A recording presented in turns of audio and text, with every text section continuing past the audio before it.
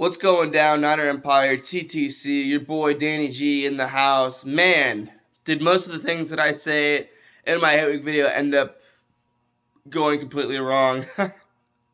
Congrats to the Packers, congrats to the Packer fans. You guys played your hearts out, you guys deserved to win. Definitely was wrong with everything I said in my hate week video, dead wrong. Aaron Rodgers definitely still has it in him, can never doubt him ever again.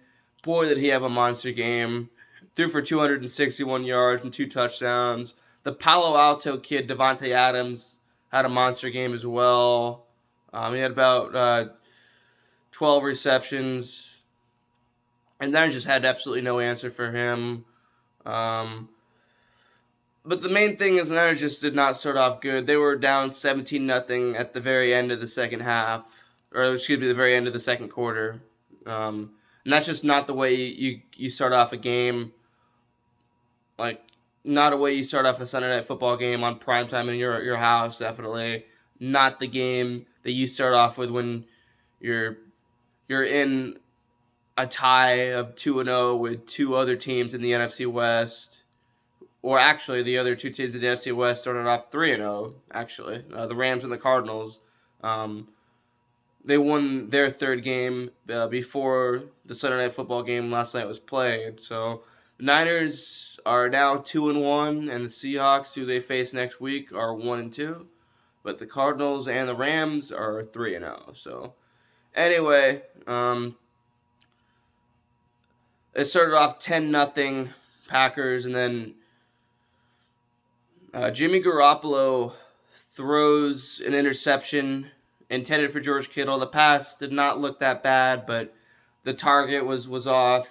Kittle came close to catching it. It was kind of off his hands and into the hands of the Packers, but Jimmy definitely could have made a better decision on that play. However, after that one interception, it was only 10-0. I wasn't all that worried because I remember back in 2019, Jimmy threw a lot of picks, but yet the Niners still started off 8-0. So he was able to usually redeem himself from the picks, a couple years ago and that great season. Although he, of course, he only had a few good games where he threw downfield, like the Saints game and the Cardinals game.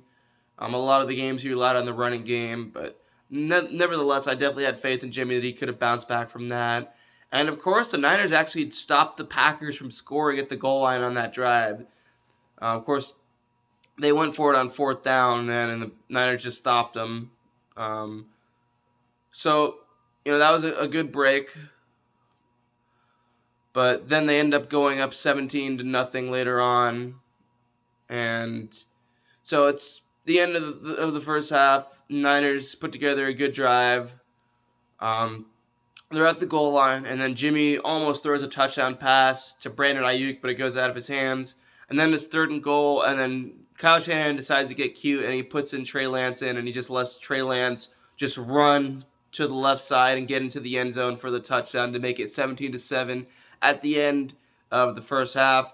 And even though the Niners were still down by 10, you could see the momentum just shift, and you could see it being on the Niners' side to make a comeback. And then at the beginning of the second half, they put together a good drive again, and then the Niners are back in the red zone, and then Jimmy actually throws a touchdown pass to Brandon Ayuk this time to make it 17-14. The Packers are only up by 3, and then the momentum is on the Niners' side. But the Packers, of course, they score again. They make it 21-14. Then later on, they get a field goal. They make it 27 to 21, and I think it was 27-14. But then the Niners, of course, punched it in the end zone again with Trey Sherman, which, by the way, with Raheem Mostert out for the year, and then JaMychal Hasty not playing in the game yesterday, Trey Sherman definitely showed up. And I'm expecting him to have a big year this year. So that touchdown he punched in made it a close game. And it's 20. So it's 20. Sorry, it's my bad. It's 24-21. It was 24-14, and then the Niners punched that touchdown with Trey Sherman to make it 24-21. And then the then the Packers find the end zone again, and then they make it 27-21. But then, of course, and that's with about a couple minutes remaining in the game. But the Niners, of course, they have plenty of time to put together a big drive, which they do.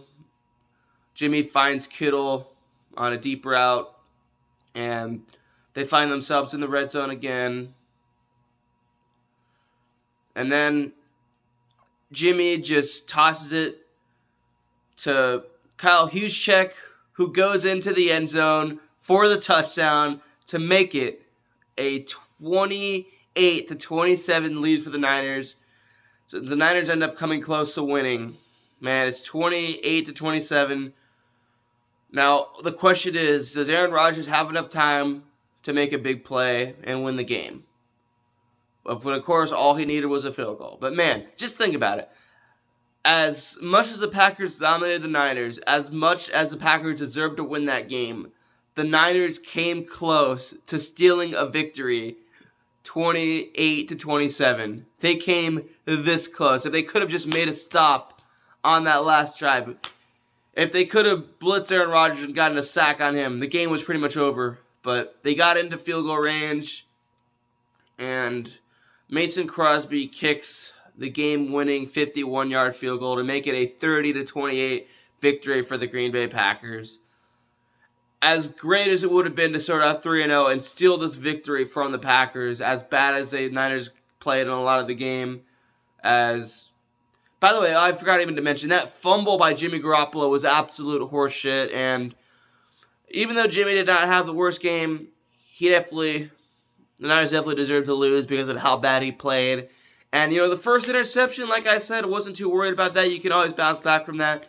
But at the end of the game, when you absolutely need to get in the end zone and then stop the Packers from scoring, you need to hold on to the ball, you need to protect the ball. That was an absolute ridiculous play by Jimmy. All he had to do was throw forward, and he threw back, and I've never seen a fumble like that actually in my life. I've never seen a fumble like that. And I remember Jimmy's lips was like, I threw it, and then Al Michaels and Chris Collinsworth were like, yeah, he threw it. They're like, yeah, Jimmy, you threw it, but you threw it back. So you didn't throw it forward, and that's a fumble, and then the Packers recover, and yeah, you cannot have those crucial turnovers if you're trying. When you're in a division that's this good, we got the Cardinals that are 3-0, you got the Rams that are 3-0, you got lucky with the Seahawks losing a couple, but you needed to go 3-0, and you needed to tie the Cardinals and tie the Rams and have a 3-way tie in this division. I don't care how early it is, but now they're in third place, and then next week is going to be a battle for the basement with the rivalry of the Niners and the Seahawks. It's going to be a battle for last place in the NFC West with the Cardinals and the Rams being tied for first. So Niners got the Seahawks, so they need to bounce back. I have faith that they can. Maybe we'll see more Trey Lance. Hopefully we do. I say Jimmy still starts the game next week, but if Jimmy struggles, if Jimmy makes those mistakes, I would not be surprised if come week 5 we see Trey Lance starting. So anyway, that's all I got. There's some positives, of course. Trey Sherman, Trey Lance, Brandon Ayuk, George Kittle look good again.